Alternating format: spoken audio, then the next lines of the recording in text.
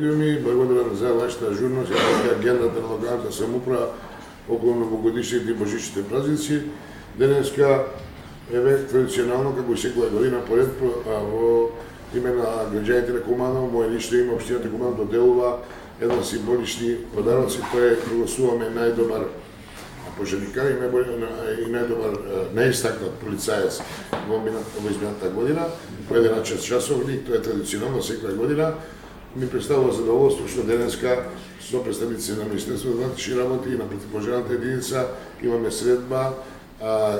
да ги доделиме наградите и да направиме разговор за идните наши активности и соработки на таа релација, бидејќи овие два сектора, два сегмента се многу битни за безбедност на градот. Значи, општата безбедност, јавната безбедност и противопожарната служба се во тесна соработка, сметам дека оваа традиција е добра и ќе положи понатаму. Денеска имаме уште низа активности, тоа е на градскиот плоштад, една исто традиционална манифестација за сите дечија во градот е образот на плоштад, ќе има музика, ќе има